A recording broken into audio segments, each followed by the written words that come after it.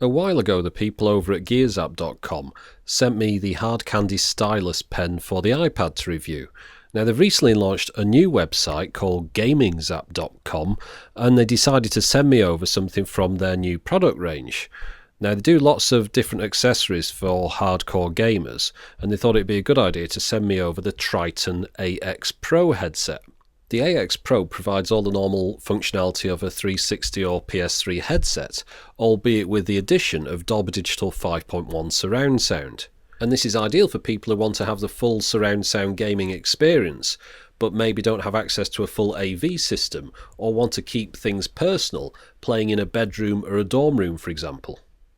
Now, it's quite clear when you look at the packaging that this is a premium product, and you'll notice the price earlier on was £145, so I'm expecting big things from this. And by the way, the name Tritton, well, it looks like it should be pronounced Tritton, but according to the manufacturers, Tritton, the best gaming headsets in the world. Well, they should know how to pronounce it if anyone does, so Tritton it is then, even if it's misspelt to pronounce it that way, but anyway, we'll just drop it. Now, here I am doing a very careful unboxing, because after I've finished with it, I've got to pack it back up again and send it back to gamingzap.com, because this is just a loaner. They haven't given me this and I haven't bought it, and there's no money changed hands, and therefore I can be completely honest about it. And it comes with a universal power adapter, which of course tells you that it does need to be plugged into a wall, so you need to take that into account, that you need an extra plug socket if you're going to be using this headset. Now, this is all the stuff that came inside the box, and I'm going to try and make some sense out of it. Reading the manual, half of it's in Spanish and half is in English, so there's only 12 pages, so it mustn't be as complicated as it looks.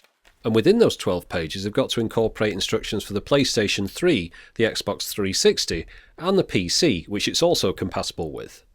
Right, I'll list off what's inside the box, well as the manual first, then a decoder box, and an Xbox 360 communication lead, and a PS3 USB lead for communication, a PC multi-audio out lead, an optical lead, a power adapter, an inline volume control thingamajig, leatherette effect earmuffs, a microphone, and the headset itself.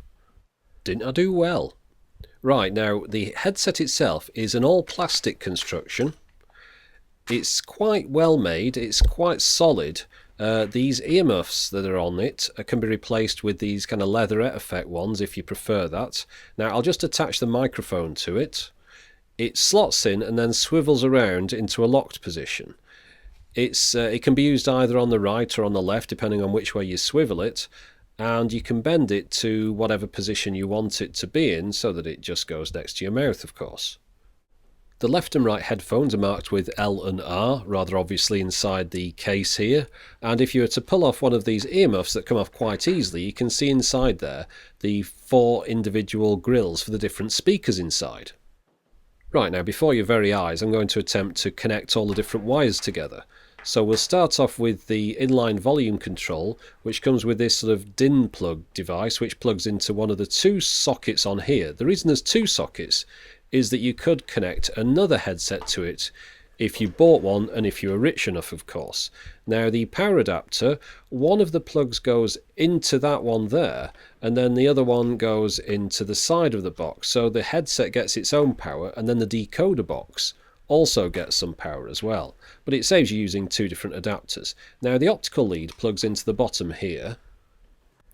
Now at this point you've got a choice. If you're using an Xbox 360, you'd plug the communication lead into the bottom of the controller and plug the 3.5mm plug into the socket that's on the inline volume control here. Alternatively, if you're using a PS3, you'd be plugging this USB lead into the socket here, and the other end of that would go into the front of your PlayStation 3, which I'll show you in a minute. Next, the headset connects to the inline volume control using this socket here, and this is a breakaway connector that's designed to come apart if it gets a sharp pull on it. The power adapter needs to be plugged into the wall. Next, over at the console end of things, you plug the optical lead into the back of a 360, or you plug it into the back of a PlayStation 3. But with the PlayStation 3, you have to make the additional connection of plugging the other end of that USB lead into one of the sockets on the front of the machine. Now that might seem quite complicated, but remember you only have to do it the first time when you set it up. The rest of the time your headset's on the end of this big 10-foot long lead, so all you need to do when you want to play a game is just switch your console on and pick your headset up.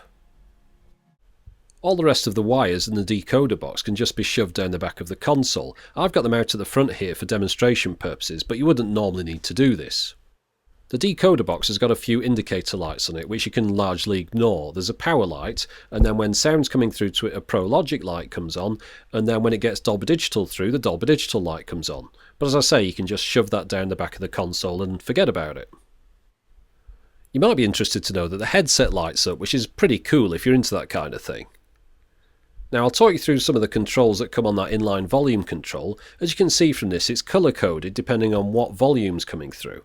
So green is the bottom one. Now you can press in at the side here to mute it and press again to start the sound up, and then it's got a number of clicks to change in between different levels. So blue's the next one up, then white, then cyan, then red.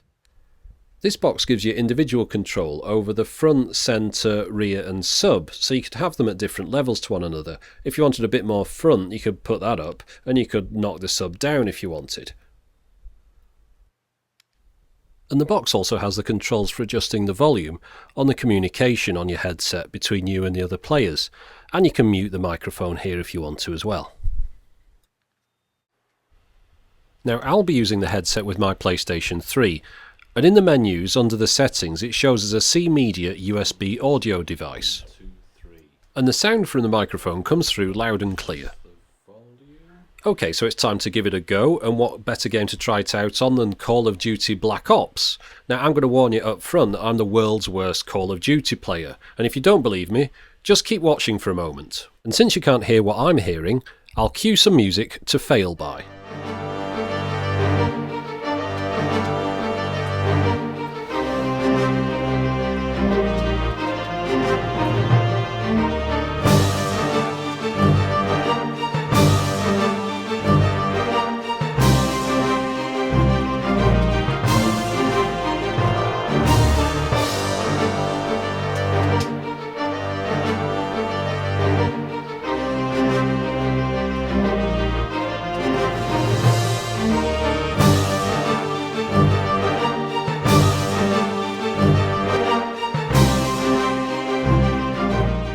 And those were some of my better moments. Well, as Danny Glover would say in a TV edit of Lethal Weapon, I'm too old for this stuff, so let's try some films instead.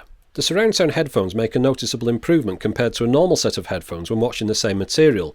In the games and in films, you do notice sounds coming from behind you and going over the top, although it is a little bit difficult at times to determine between the rear left and the rear right. I tried the AX Pros out with a DVD test disc, and there was one strange anomaly that whenever it played the subwoofer channel I couldn't hear anything at all, however loud I made it. Now, perhaps I had a faulty set of headphones, I'll never know, but it wasn't such a problem because the headphones have such a good low bass response anyway, that when you're playing games or films it's not actually noticeable. I'd imagine that when you saw me put this together you thought, well, that's too many wires for me, I can't really be bothered with that. Now I understand that because it is a load of wires, but you also get a load of wires if you were to have a home cinema system. You just tend to hide them around the back of your telly and no one needs to look at them again.